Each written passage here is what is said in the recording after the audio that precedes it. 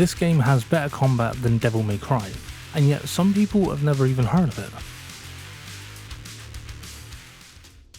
Welcome back to Green Lichen Reviews. Today we're counting down 5 of the most underrated games from the last 5 years, titles that didn't just slip under the radar, they straight up phased through it. And if your backlog is feeling a little bit stale and you're tired of the same old AAA formula, these picks are exactly what you need to shake things up. Number 5 is HiFi Rush. HiFi Rush was shadow dropped by Xbox with zero marketing, and that is criminal, because this game absolutely rules. It's got rhythm-based combat, flashy visuals, and energy that never lets up. Every attack hits on the beat, and the result is a combat system that feels like music. It's joyful, stylish, and honestly, it should have broken the internet. Despite being published by Bethesda and developed by Tango Gameworks, the Evil Within devs, HiFi Rush had zero pre-release marketing, and it hit 2 million players in under a month. But many gamers still don't know it exists.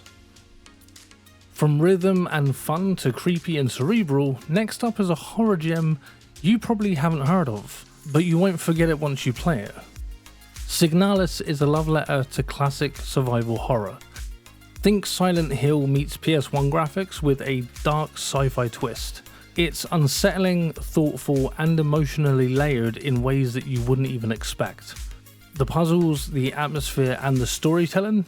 Chef's kiss. If you like tension more than jump scares, this is your game. Signalis blends German surrealism, anime, and PS1 horror mechanics, and nails it better than AAA horror titles. This game was developed by just 2 people under the Studio Rose engine, and if Signalis was subtle and eerie, this next one hits like a hammer. It's an emotional stealth game that deserves blockbuster status. A Plague Tale Requiem pushed the narrative limits of what a stealth action game can do. It's gritty, emotional, and beautifully brutal. It should have been talked about like The Last of Us, but most players never even touched it.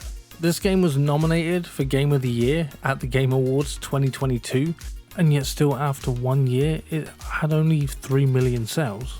And that might sound like a lot, but for a game of this caliber, this was quite a low amount of sales after 1 year.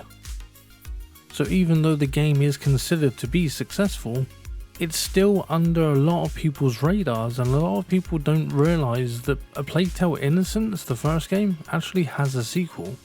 I can't count the amount of people that I've spoken to that don't know that this game actually exists. By the way, have you played any of these games? Let me know which ones you've actually tried or which ones you're gonna put straight into your backlog after this video. Alright, let's shift gears because this next pick might look cute, but it hits surprisingly hard in all the right ways. Chicory, A Colourful Tale. At first glance, Chicory looks like a colouring book. It's adorable, right? But then it hits you with feelings, like existential ones. It blends puzzle solving with painting mechanics in a way that feels personal, and it flew under the radar, but it's one of the most wholesome indie experiences of the decade. It was created by Greg Labanov, hopefully I didn't butcher that name.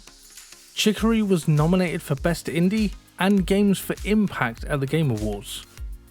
The entire map is a colouring canvas, and every player ends up with a completely unique world.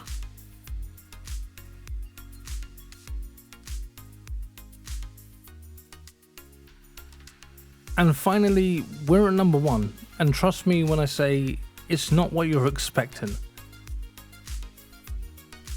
No combat, no chaos, just pure narrative brilliance in a place you've never seen in a game before. Pentiment, released in 2022, is basically a medieval murder mystery wrapped in illuminated manuscripts. There is no combat, no jump scares, just incredible dialogue, art, and choice-driven storytelling. And if you care about story, atmosphere, and doing something different, this is a masterpiece that you need. The game was directed by Josh Sawyer, who is previously known for Fallout New Vegas, Pentiment was made by a team of just 13 people. The typography and art are based on real 16th century books and woodcuts. And it is truly a game that if you love narrative based games, you cannot miss. But which of these games do you think deserves more love? Drop your favourite underrated game in the comments, I might even feature it in a future video. And if you've discovered even one gem today, do me a favour, hit the like button, subscribe and ring that bell so you don't miss the next one. I've been Lycan from Green Lycan Reviews, keep your mind open and game beyond the hype.